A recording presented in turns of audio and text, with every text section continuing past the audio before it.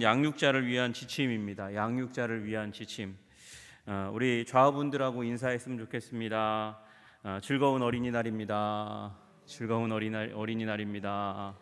네. 여기 다 어른인데 뭐 즐거운 어린이날입니다. 뭐 이렇게 무슨 얘기입니까? 여러분과 제 안에 다 어린이가 한 명씩 있죠. 예. 없으세요?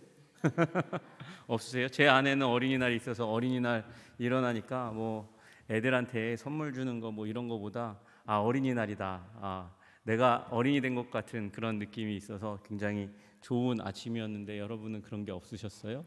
여러분 다시 한번 어린이날 축하합니다. 여러분의 마음 가운데 어린이날 축하합니다. 어린이날 축하합니다. 아멘. 여러분의 마음 가운데 순수한 하나님의 말씀 가운데 그렇게 아멘으로 응답하는 어린이와 같은 마음 간직하시기를 주님의 이름으로 축복합니다. 제 주위에서 제일 불쌍한 사람 중에 하나가 어린이날이 생일인 사람이에요. 두 명이 있더라고요. 보니까 오늘 카톡을 딱 보니까 두 명이 아주 주요한 사람이 아주 잘 알고 있는 사람이 어린이날이 생일인 사람이 있어서 두 번 축하받을 수 있는 날을 이렇게 그리고 어린이가 있었을 거잖아요. 자녀를 축복하느라고 자기 생일을 챙기지 못하는 불쌍한 사람이 있구나 그런 생각이 들었습니다. 오늘 어린이날 이제 비 오는 날이어가지고 좀 썰렁하게 집에서 보내긴 했지만 그래도 애들은 유치원 안 가고 학교 안 가니까 굉장히 기뻐하더라고요. 여러분, 여러분의 마음 가운데 주님 주시는 행복과 기쁨이 가득하시기를 주님의 이름으로 축복합니다. 그리고 우리는 언제나 하나님 앞에서 어린이잖아요. 자녀잖아요. 아들이고 딸이니까 그 하나님 앞에서 주님의 자녀이니까 오늘 복되게 해주세요. 그렇게 이미 밤이 다 되었고 몇 시간 안 남았지만 그렇게 주님 앞에 기도하시는 여러분들 되었으면 좋겠습니다. 이제 수요일 날도 설교였는데 또 애완동물 얘기를 안 할 수가 없을 것 같아요. 애완동물. 예. 요새 많은 사람들이 애완동물을 키웁니다. 애완동물을 키우면서 뭐 예방주사 돈 들어가는 것부터 이렇게 밤에 24시간 병원하는 병원들이 물론 큰 병원들이 있죠. 그런데 개인 병원 같은 경우는 24시간 하는 병원들이 그렇게 많지 않잖아요. 그런데 가다가 보면 24시간 영업 계속하는 병원이 있는 걸 봅니다. 딱 보면 큰 병원은 아닌데 그런데 24시간 하는 병원 딱 보니까 동물병원이었어요. 동물병원. 급한 일이 있으면 밤에라도 와서 문을 두드리고 치료를 받으라 그렇게 이야기하는 거죠. 예방주사만 해도 이 동물에게 드는 예방주사가 굉장히 많이 들어서 아기만큼 자녀만큼 그렇게 많이 든답니다. 그냥 주사만 맞히면 되는 게 아니죠. 동물들의 기호를 파악해야 됩니다. 어떤 걸 좋아하는지. 가면 이제 예전에는 없었던 코너가 많이 마트마다 생겼잖아요. 애완동물을 향한 용품들이 많이 생겼습니다. 옷도 입힙니다. 훈련도 해요. 요새 TV에 나오는 주요 프로그램 중에 하나가 동물들을 좀 거친 성격이라고 그래야 되나요? 성격을 가지고 있는 그런 동물을 길들이는 그런 프로그램들이 굉장히 많이 있습니다. 그 훈련시키는데 노력도 해야 되고요. 또 돈도 써야 되고 전문인을 고용해야 하기도 합니다. 목욕도 시켜주는 집이 있어요. 향수를 뿌려주기도 합니다. 옷은 뭐 그냥 평범한 것이고요. 산책도 매일 또는 이틀에 한 번씩은 계속해서 이제 해줘야 되는 필수적인 사항입니다. 세심한 사랑을 베풀어야 됩니다.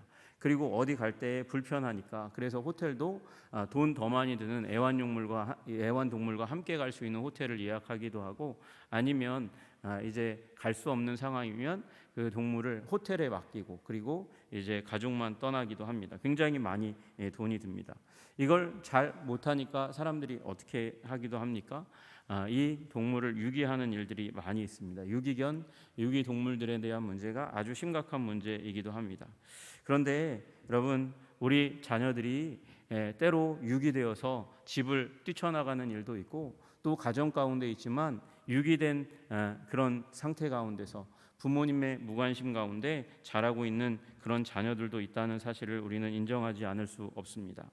오늘 어린이날을 맞아서 뭐 어린이날이 한 번 있을 것도 아니고 우리의 자녀가 오늘만 있다 말 것도 아니기 때문에 그래서 이 양육에 대한 말씀을 이 아이들을 배경으로 하는 말씀을 정했고요. 그리고 또 요새 부모만 이제 자녀를 양육하지 않잖아요. 이렇게 다 양육하고 다 보냈는데 어느 날 보니까 이제 아들 딸의 아이들이 와가지고 양육을 품에 맡겨져서 그렇게 양육할 수밖에 없는 상황도 생겨나고 있는 게 사실입니다. 또 다만 이것이 육신의 자녀에만 해당하는 것이 저는 아니라고 생각합니다. 영적인 자녀에게도 마찬가지로 이 원리가, 이 가운데 있는 원리가 적용돼야 하는 것이죠. 그래서 여러분, 이 말씀을 내가 이제 할아버지 할머니니까 나는 이거 안 해도 돼. 아니다. 내 아들과 딸을 위해서 기도하기 위해서라도, 또 내가 그들을 또 시간을 맡아서 몇 날이라도 또 양육할 수 있는 기회가 생기니까 그런 부분에 지침이라 생각하시기도 하시고, 또 내가 혹시 독신으로 산다 할지라도 우리 교회는요 대가족이에요. 대가족, 확대 가족입니다. 핵가족이 모여 있지만 큰 가족이니까 그곳 가운데서 우리 사랑하는 다음 세대가 이 말씀의 진리 가운데 설 수 있도록 중보기도 하시는 여러분도 되셨으면 좋겠고, 그리고 영적인 자녀들을 키워가는데도 이 원리가 여러분의 삶 가운데, 여러분의 생각 가운데 자리 잡아서 잘 가르쳐지는 그런 일이 있기를 주님의 이름으로 축복합니다. 여러분, 오늘 말씀의 제목은 양육자에 대한 것입니다. 양육자를 위한 지침입니다. 여러분, 이 말씀이 시작될 때 6장 4절의 말씀에 또 아비들아 이렇게 시작합니다. 또 아비들아. 위의 부분에서는 자녀들에게, 부모에게 어떻게 행할 것인지에 대해서 말씀하시다가 이제 또 아비들아 이렇게 이야기합니다. 여러분, 이 아비들아라고 얘기할 때는 남자들만 얘기하는 것은 아니라는 사실을 기억하셔야 돼요. 남자들만, 아빠들만 이 말씀을 받아야 된다, 그게 아닙니다. 여러분 다 아시다시피 형제들아 성경 가운데 이렇게 쓸 때는 형제뿐만 아니라 자매들도 포함된다는 것, 소외되지 않는다는 것을 기억하셔야 됩니다. 마태복음 5장 9절에 말씀하시죠. 화평케 하는 자는 복이 있나니 그들이 하나님의 아들이라 일컬음을 받을 것이요. 그러면 여자들은 화평하게 안 해도 되는구나, 막 싸워도 되는구나, 불화를 만들어내도 되는구나, 그거 아니죠. 여러분, 여기 하나님의 아들, 딸 다 포함돼서 얘기하는 것입니다. 그래서 우리 모두가 화평을 추구해야 하는 것이죠. 마찬가지로 아비들아라고 말하고 있다고 해서 이건 남자들에게만 주어진 것이 아니라 여자들에게도, 어머니에게도 주어진 것이라는 사실을 우리는 기억해야 합니다. 그러나 그럼에도 불구하고 자녀 양육에 먼저 큰 책임은 누구에게 있다? 아빠에게 있다, 아버지에게 있다. 아버지가 가정의 제사장이다. 그걸 잊으면 안 됩니다. 왜냐하면 아버지가 권위자이기 때문에 그렇습니다. 어머니가 사실은 아이들에게 더 친밀하죠. 더 많은 시간을 보내고 아이들과 더 잘 소통할 수 있습니다. 그런데 그럼에도 불구하고 아버지가 하는 한마디 말이 어머니의 10마디 말보다 더 파괴적일 수도 있고 건설적일 수도 있기 때문에 그렇습니다. 그래서 아버지가 중요한 것이죠. 여러분, 그 심리학계에서 연구가 하나 있습니다. 그 연구가 뭐냐면 미국의 군인 가정, 아니면 비즈니스맨의 가정. 그런데 그 아버지가 군인이기 때문에, 또는 비즈니스맨이기 때문에 오랫동안 가정을 떠나 있었을 경우 그때의 자녀들을 관찰 추적한 그런 연구의 결과가, 그 제목이 뭐냐면 아버지 부재 증후군, 아버지 상실 증후군, 또는 아버지 결손 증후군이라고 얘기하는, 그런 아버지가 오랫동안 아예 없는 게 아니거든요. 오랫동안 없었던 아들, 딸 같은 경우에 정서적인, 심리적인 그런 문제들이 그들 가운데 내재하더라, 이렇게 이야기합니다. 물론 외도, 이혼의 경우는 더할 나위 없이 그렇고요. 심지어는 정상적인 가정인데도 불구하고 아버지가 파병되어서 아버지가 오랫동안 그 직장 문제로 가정을 떠나 있을 때 그렇게 된다는 것을 의미하는 거예요. 여러분, 아버지가 이제 떠나 있는 상황인데도 불구하고 방임되어 있기 때문에 이 아버지에게는 유기되어 있기 때문에 아들, 딸들이 심리적인 어려움이 이제 일어나게 되어서 분노나 죄의식이나 두려움이나 파괴적인 충동이나 퇴행 현상을 갖게 되는 일들이 일어난다는 거예요. 심지어 환상을 보기도 하고 미성숙한 삶을 일부러 살아내는 비행으로 이어지는 일들이 굉장히 많이 있다는 것입니다. 여러분 그만큼 아버지는 중요합니다. 그래서 어머니도 중요하지만 아버지에게 먼저 이 말을 이야기하고 있는 거예요. 아버지가 중요하다. 아버지가 그 가정의 자녀들의 교육에 대해서 책임이 있다. 이렇게 이야기하고 있습니다. 얼마 전도 아니에요. 오늘인가요? 어저께인가 제가 이제 TV를 보는 과정 가운데 제가 자주 보는 이렇게 TV가 너무 많아서 저는 TV를 요새 잘 못 보겠더라고요. 채널이 너무 많으니까 넘기다가 보면 30분 40분 아예 차라리 놓고 그냥 이거 뭐 이렇게 끊임없이 볼 수 있는 이게 하나 딱 진득하게 볼 수 있는 프로그램이 별로 없는데 그 중에 하나가 이제 한분리라는 프로그램이에요. 한분리 혹시 아세요? 한분리? 들어보셨어요? 이제 변호사 이제 교통사고 관련 변호사 한 분이 나와가지고 그래서 교통사고 이제 제보받은 영상들을 정규 프로그램으로 만들어서 보여주는 거예요. 근데 안타까운 장면이 하나가 나왔어요. 파란불인데 애들이 파란불을 보고 한 30초 이상 남아서 그래서 두 명이 뛰어갔어요. 뛰어갔는데 저 중앙선 가까이로 해가지고 오토바이 한 대가 배달 오토바이인 거예요. 계속 달려와요. 서야 돼요. 파란불이니까 애들에게 파란불이니까 자기에게는 빨간불이잖아요. 차들도 옆에 다 서 있어요. 근데 쭉 달려오더니만 이 횡단보도를 건너는 아이들과 딱 부딪혔어요. 부딪혀가지고 두 명의 아이가 날아갔어요. 날아갔는데 그 광경을 보고 정말 다들 깜짝 놀라고 안타까웠는데 그 다음 장면이 더 황당하고 더 가슴이 아팠어요. 그 장면이 뭐냐면 아이들은 누워 있고 그리고 이제 사람들이 둘러싸고 있고 119가 오는 그 상황 가운데서 두 명의 아이 그 친 아이들은 쓰러져 있는데 그런데 그 친 사람 그러니까 청소년이거든요. 청소년인데 그 청소년이 죄의식 없이 아픔도 없이 놀람도 없이 5명 정도 이렇게 그림이 사파가 그려져 있더라고요. 그 아이들과 함께 어깨 동무를 하면서 낄낄대면서 재수 없어서 사고 났네 이러고 있는 거예요. 왜 그렇습니까? 아버지 어머니의 문제로 인해서 그 아이가 제대로 된 양육과 훈련을 받지 못하니까 그런 끔찍한 일을 저지르고도 전혀 죄의식에 아픔이 없는 거예요. 그리고 조금 더 지나서 더 나왔던 그 프로그램이 진행되면서 또 나왔던 이야기가 무엇이냐면 이 청소년이 촉법소년이니까 그것으로 말미암아 뭐 구속되거나 감옥 가지 않습니다. 그런데 그 아이가 그보다 더한 사고를 내 가지고 그래서 소년원에 갔다는 얘기예요. 여러분, 우리 아버지의 부재, 어머니의 부재 그것 자체가 아이들에게는 굉장히 정서적으로 건강하게 클 수 있는 기회를 상실하게 되는 것입니다. 그래서 여러분 우리는 기도해야 돼요.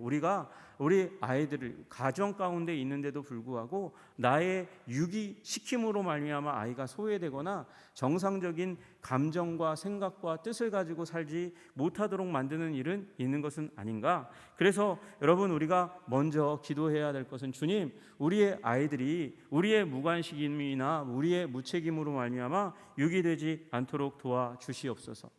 그러면 그런 생각이 드는 분도 계실지 모르겠어요. 아버지나 어머니가 이미 없는 상황인데 나 혼자 키우고 있는데 그러면 나는 어떡하나? 그러면 나는 내 자녀를 어떻게 잘 키울 수 있을까? 이런 고민을 하는 분들도 있을 수 있습니다. 그러나 여러분 부재의 부분에 그 부분에서 우리 또 기도해야 되죠. 하나님 아버지께서 그 아이를 또 길러주시고 담당해 주시도록 그렇게 맡기면서 동시에 나는 어머니로서 또는 홀 어머니 또는 홀 아버지로서 그 아이에게 관심과 사랑을 끊이지 않고 부어주어서 그 아이가 정서적으로 잘 자랄 수 있도록 해 주어야 한다는 것입니다.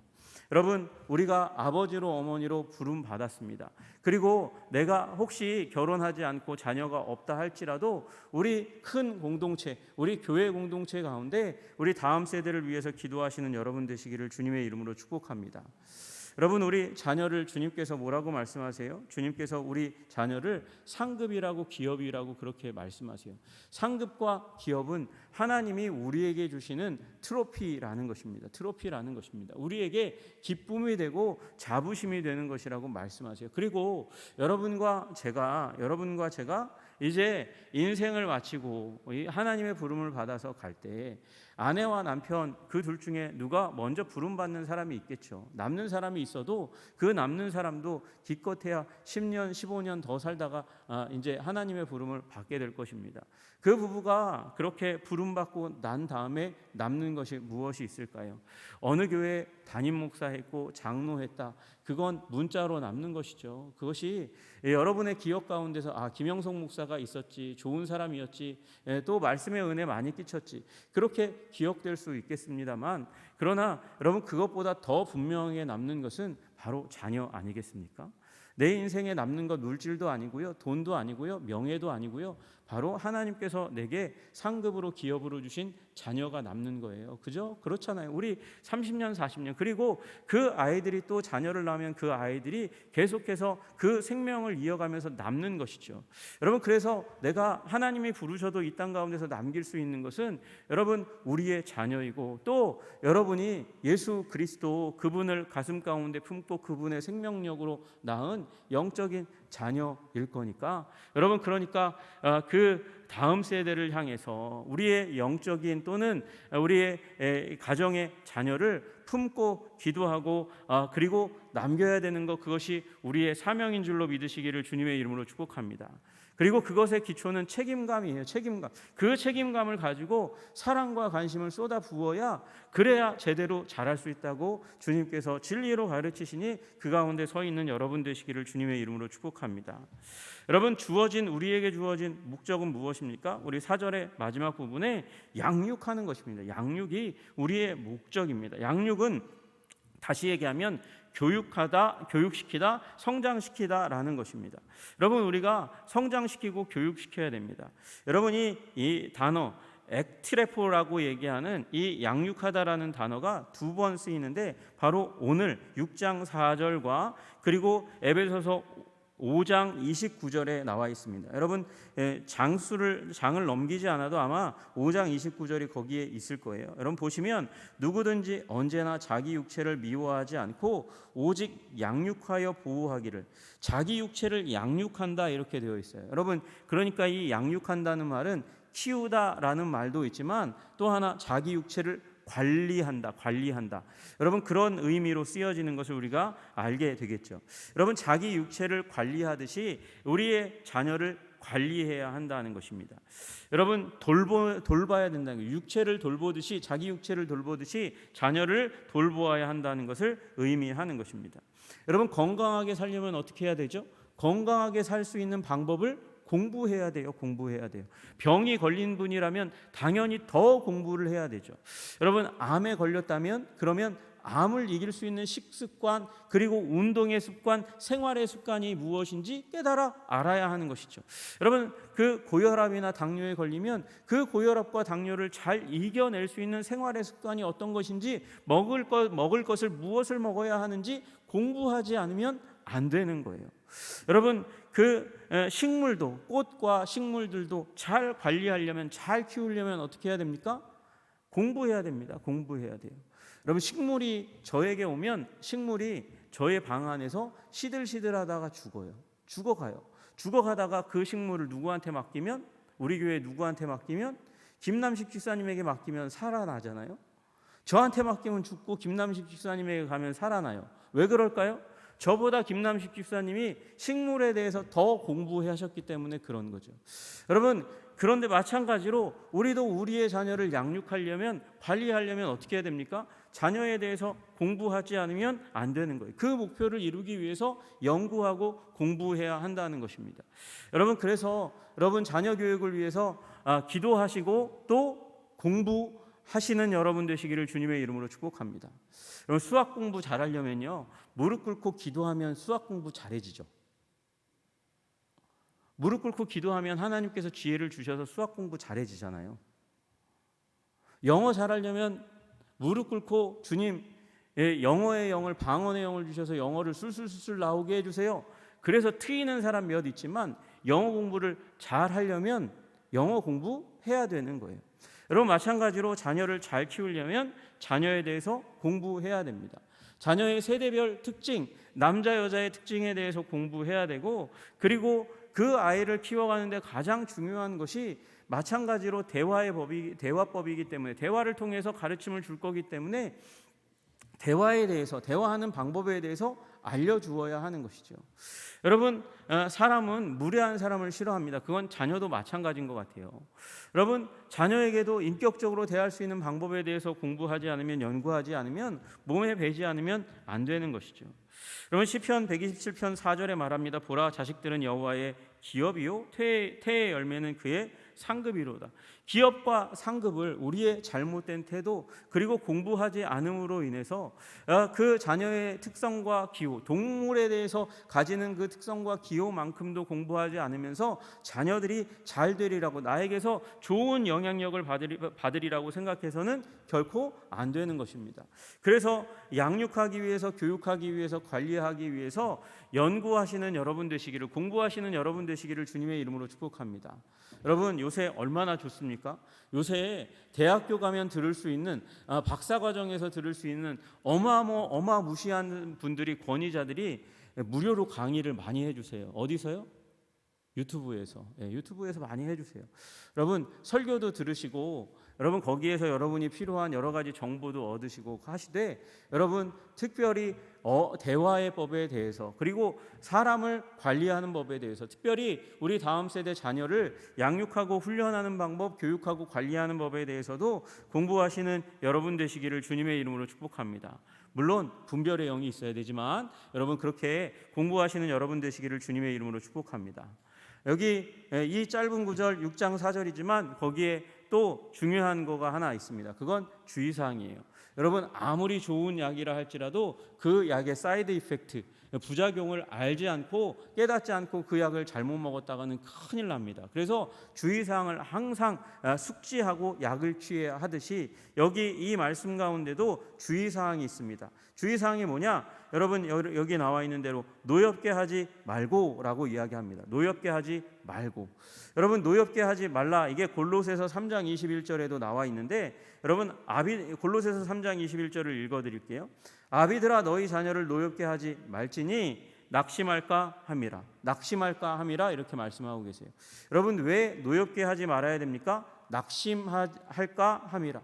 낙심이라는 말은 무엇이냐면, 아버지, 어머니가 나를 노엽게 해서, 자녀를 노엽게 함으로 말미암아 마음과 상처를 다쳐서, 그래서 세상을 향해서 한 발 내딛지 못하는, 그래서 기가 죽고 그리고 적극적인 생각과 마음이 죽어버리는 상태를 바로 여기 낙심이라고 이야기하는 거예요.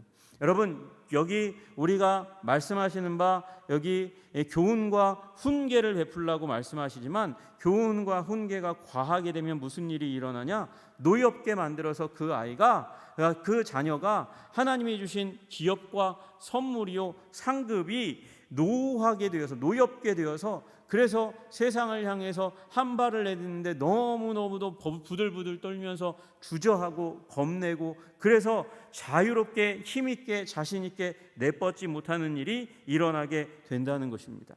여러분, 그러므로 자녀를 위해서 여러분 노엽게 하지 않기를 기도하시며, 여러분의 양육을, 훈련을, 교회의 양육 체계를 만들어가는 일이 있기를 소원합니다.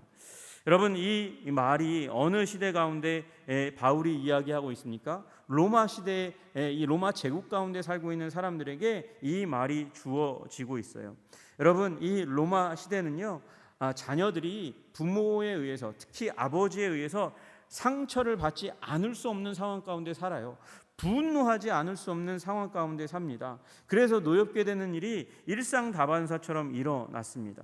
여러분, 이 시대에, 이 로마 시대에 아버지의 권한을 상징하는 말이 하나 있었어요. 그냥 아버지의 권한이라는 말이기도 해요. 파트리아 포테스타스라는 단어인데, 여러분, 파트리아 포테스타스라는 말에는 아버지의 권한이 절대적이다라는 의미를 가지고 있어요. 그 당시에 아버지는요, 가정을 마음대로 할 수 있는 권리가 있었다는 거예요. 가족을 노예로 팔 수가 있었어요. 아내와 자녀를 그렇게 노예로 팔 수도 있었고, 쇠사슬에 묶어서 일을 시킬 수도 있었다 그래요. 누가요? 아버지가요.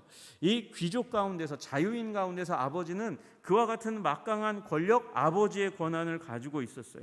특별히 자녀가 태어나면 어떻게 하냐? 자녀가 출생하면 아버지의 양 다리 밑에 놓습니다. 그러면 그 아이를 아버지가 허리를 굽혀서 그 아이를 안아 올리면, 이렇게 쳐다보다가 안아 올리면 가정에서 길러지게 됩니다. 그런데 아버지가 이렇게 밑으로 봐서 자기 다리 밑에 있는 아이를 보고서요, 그렇게 쳐다보다가 마음에 안 들어서 돌아서서 가버리면 그 아이는 버려지는 아이가 되었어요. 여러분, 그러니까 그 로마 시대는 아버지의 절대 권력 가운데서 아이들이 그렇게 들어 올려진다 해서, 가정에서 길러진다 해서 그 막강한 아버지가 고개를 돌리거나 소리를 지르거나 마음이 안 들어서 그래서 회초리를 들거나 채찍을 들면 아이는 아주 가혹한 상황 가운데 처하는 것이죠. 그래서 아이들은 노엽게 되는 일이 굉장히 많았다는 것입니다. 여러분, 여기에 무슨 아버지의 무슨 의식이 있어요? 소유 의식이 있는 거예요. 소유 의식이 있으니까 내 마음대로, 내 것이고 내 마음대로 할 수 있어. 여러분, 그 마음이 있으니까 하나님이 주신 선물, 하나님께서 맡긴 자녀라는 의식이 없으니까 그렇게 격하게 막대하는 일들이 일어나는 것이죠. 여러분, 자녀들을 귀하게 주님이 주신 선물로, 주님이 주신 기업으로 여기는 여러분과 제가 되기를 주님의 이름으로 축복합니다. 여러분, 관계는 하나님의 은총이고 축복이잖아요. 여러분, 근데 그 자녀가 나를 만나서, 내가 아버지를 만났고 어머니를 만났는데 잘못 만났어. 여러분, 그 자녀의 인생의 평생의 후회와 한탄이 일어나면 되겠습니까? 여러분, 그러니까 우리 자녀를 대할 때에 노엽게 하지 않으시는 여러분 되시기를 주님의 이름으로 축복합니다. 노엽게 하지 않고 우리에게 필요한 것이 무엇입니까? 우리가 양육할 때, 관리할 때, 키워나갈 때 중요한 도구가 있는데, 수단이 있는데, 그것을 오늘 교양과 훈계라고 이야기합니다. 여러분, 교양과 훈계로 자녀를 양육하시는 여러분 되시기를 주님의 이름으로 축복합니다. 여러분, 주의 교양이라는 것은 규칙을 의미합니다. 규칙이라는 것, 원칙이라는 것이에요. 생각이고 철학이라는 것이에요. 아버지가 중요하게, 어머니가 나에 대해서 중요하게 생각하는 것은 이것이야. 아이들이 그 아버지를 대할 때, 어머니를 생각할 때 몇 가지 골격이 있어야 돼요. 규칙이 있어야 된다는 것입니다. 그것이 바로 교양이라고 이야기하는 것입니다. 여러분, 교양을 가지시는, 여러분 주의 교양과 훈계로 가지실 때 교양 규칙을 가지시는, 원리와 원칙을 가지시는 여러분 되시기를 주님의 이름으로 축복합니다. 여러분, 없다는 것은 아무런 관심이 없다는 것, 그냥 방임 가운데 내어주는 것과 마찬가지고요. 또한 너무 많은 것을 가지고 있다는 것은 아이를 종잡을 수 없게 만드는, 너무나 많은 것으로 괴롭히는 것과 마찬가지입니다. 여러분, 주님께서도 물론 율법을 주셨습니다. 율법을, 모세 오경 가운데 율법을 513가지나 주셨지만, 여러분, 그러나 우리가 기억해야 될 게 있어요. 그러나 주님께서 돌에 새겨주신 건 10개예요. 10개. 여러분, 그러니까 우리가 너무나 많은 것으로 아이들을 힘들게 해서는 안 됩니다. 그 모든 것을 통합하는 10개의 10계명이 있었던 것처럼 마찬가지로 우리 아이들에게 너무 많은 것들을 리스트로 주어가지고 꼭 지켜야 돼, 이렇게 하는 것이 아니라 균형 있게 적절하게 주어야 한다는 것이죠. 여러분, 그러면 교양과 훈계에서 훈계는 무엇입니까? 교양에 해당하는 것, 원리와 원칙과 규칙, 규범에 대해서, 골격에 대해서 이제 정하였다면, 물론 이것도 자녀들과 정하는 것이 좋겠지만, 여러분, 그 다음에 그것을 지키면 주게 될 상과 어기면 받게 될 이 벌에 대해서, 상벌에 대해서 이야기하는 것이 바로 훈계입니다. 훈계. 그래서 자녀들이 교양을 잘 지키면 그 훈계에 따라서 이 상도 받고, 또 잘못하면 또 그에 대해서 벌도, 페널티도 받게 된다는 것을 깨달아 알아야 한다는 것이죠. 여러분, 그래서 자녀들이 교양과 훈계 가운데 자연스럽게 잘 자라게 되는 일이 일어나게 되기를 주님의 이름으로 축복합니다. 여러분, 오늘 이 말씀 여기 6장에 나와 있는 자녀들아, 그리고 아비들아, 이렇게 되어 있는 부분들이 있고, 또 이 남편과 아내에게 주는 말들이 이제 에베소서 쭉 나와 있는데, 이 자녀 양육에 대한 부분과 더불어서 이 모든 가정의 질서와 규칙에는 그보다 더 우위에 있는, 더 높이에 있는 규칙이 하나 담겨져 있어요. 여러분 그게 바로 에베소서 5장 18절 말씀입니다. 우리 한번 에베소서 5장 18절 말씀 볼까요? 여러분 에베소서 5장 18절 말씀 같이 함께 합독하겠습니다. 시작. 술 취하지 말라. 이는 방탕한 것이니 오직 성령으로 충만함을 받으라. 아멘. 여러분 우리 자녀 양육에 우리 영적이건 또 우리 가족의 자녀이건 상관없이 우리 양육의 가장 중요한 원칙, 그것은 여기 나와 있는 대로 아비의 책임감을 가지고 그리고 관리하고 양육하여 성장하게 하는 것입니다. 주의사항은 말씀대로 여기 나와 있는 대로 노엽게 하면 안 되고 교훈과 훈계로 교훈 그 몇 가지 규칙과 원칙이 있어야 되고 그 다음에 그것을 지키면 안 지키면 그 부분에 대한 훈계가 있어야 되지만 더 우위에 있는 원칙은 성령 충만입니다. 성령 충만으로 아내의 역할을 하고 남편의 역할을 하고 자녀의 역할을 하고 아버지의 역할을 하는 것입니다. 여러분 성령 충만하시기를 주님의 이름으로 축복합니다. 성령 충만은 무엇입니까? 내가 하나님의 지배와 지도를 받는다는 것입니다.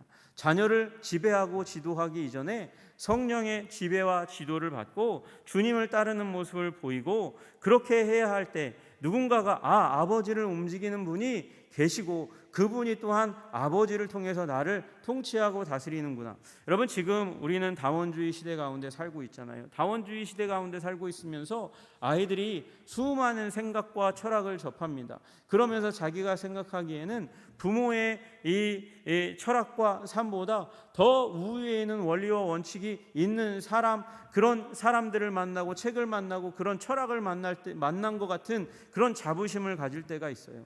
여러분 그러나 그 모든 세상에 하나님을 대적하여 높아진 생각을 이길 수 있는 권능이 어디에 있습니까? 그것은 하나님의 진리 가운데 있는 것이죠. 그런데 그 하나님의 진리를 우리의 자녀가 만나기에는 너무 멀다. 그러면 여러분 평생 동안 그 하나님의 진리 모든 생각을 압도할 수 있는 하나님을 대적하여 높아진 생각을 압도할 수 있는 하나님의 권능을 우리 자녀들이 못 보고 인생을 마칠 수 있단 말이죠. 여러분 그것을 맛보게 해야 합니다. 누가요? 부모가 그것을 맛보게 해야 하는 것이죠. 여러분과 저 예수님을 구주요 주님으로 믿고 성령 충만하여 주님을 따르는 우리들을 통해서 우리의 자녀들이 하나님을 보아야 하는 것이에요. 여러분 그것이 선교의 원리가 아닙니까? 요셉이라는 한 사람을 통해서 그 보디발의 가정 가운데 있는 사람들이 요셉이 하나님과 함께하는 것을 보았고요. 감옥 가운데서도 간수장이 요셉에게 뭐든지 묻지도 따지지도 않고 요셉에게 맡기는 일이 일어났습니다. 왜 그렇습니까? 요셉이 하나님과 함께하는 것을 보았기 때문입니다. 여러분 우리의 자녀들이 세상에 하나님을 대적하여 높아진 그 모든 철학과 생각, 생활 방식, 삶의 방식들을 포기하고 하나님의 것을 선택할 수 있는 길이 있다면 그것은 하나님의 뜻을 따라 성령 충만하여 하나님께 순종하며 하나님과 동행하며 나를 가르친 부모님 때문일 것입니다. 영적인 아비 때문일 것이라는 것이죠. 여러분 그러므로 성령 충만하여 자녀들을 양육하는 여러분 되시기를 주님의 이름으로 축복합니다. 노엽게 하지 말고 주의 교훈과 훈계로 가르치시는 아버지와 어머니가 되시기를 주님의 이름으로 축복합니다. 여러분 기독교가 선진국 가운데 많이들 무너집니다. 한 세대가 지나고 두 세대가 지나고 세 세대가 지나고 네 세대가 지나면 기독교 인구가 확 급감하면서 기독교의 세력이 힘이 쇠퇴해지는 일들이 기독교 역사의 패턴입니다. 왜 그렇습니까? 자녀 양육에 실패했기 때문입니다. 다음 세대를 길러내는데 실패했기 때문입니다. 여러분 그래서 이 말씀을 교회의 생명으로 여기셔야 하는 거예요. 여러분 우리 한성교회가 10년, 20년, 30년, 40년, 50몇 년에 이르러서 이 자리 가운데 있습니다. 여러분 그 처음 세웠을 때보다 더 하나님께서 복을 주셔서 제가 듣기로 300명까지 성장하고 부흥했습니다. 그런데 지금 줄어들고 있어요. 여러분 여기서 우리가 전환해야 됩니다. 여기서 역전극을 만들어야 됩니다. 여러분 이 일을 이루어낼 사람이 누구이겠습니까? 성령 충만하여 다음 세대를 길러내는 것입니다. 주님, 이 한국 땅 가운데서 다음 세대가 믿음의 사람으로 일어나게 하여 주시옵소서. 성령 충만하여 우리의 자녀를 여러분, 우리의 교회에 꼭 데려와서 이 자리에 앉혀야 된다는 것을 의미하는 것이 아닐 수도 있어요. 우리의 자녀를 그리스도의 사랑으로 만들기 위하여 여러분, 먼저 우리가 성령 충만하여 주님과 동행하시기를 주님의 이름으로 축복합니다. 이것이 대원칙이고 대전제입니다. 이것이 제일 원리입니다. 그리고 성령 충만하여 아버지의 책임감을 가지고, 어머니의 책임감을 가지고 양육하고 관리해야 하는 것이죠. 노엽게 하지 말고, 그래서 부모의 쓰라를 그냥 분노한 마음으로 떠나지 않도록 하고, 아버지 어머니의 교훈과 훈계로 말미암아 다음 세대가 계속해서 대를 이어서 성경의 진리 가운데, 하나님의 말씀 가운데 성령 충만한 부모 아래 성령 충만한 자녀로 자라게 하시는 위대한 역사가 우리 한성교회 모든 가정 가운데 임하시기를 주님의 이름으로 축복합니다. 기도하겠습니다. 주님, 우리 주님께서 말씀하십니다. 오직 성령으로 충만함을 받으라. 우리 모두가 성령 충만하여 하나님, 우리의 다음 세대를 우리 아비가 되어, 영적인 아비, 영적인 어미가 되어서 하나님 책임지고 씨름하며 길러낼 수 있는 자들이 다 될 수 있도록 주님 도와주시옵소서. 자녀의 문제에 누가 자신할 수 있겠습니까? 누가 주님 단언하고 나는 잘했다고 이야기할 수 있겠습니까? 주님 도와주시옵소서. 성령과 능력과 하나님의 도우심으로 말미암아 우리 교회의 다음 세대들이 다 힘있고 아름답게 거룩하게 세움받을 수 있도록 주님 도와주시옵소서. 예수님 이름 받들어 기도드리옵나이다. 아멘.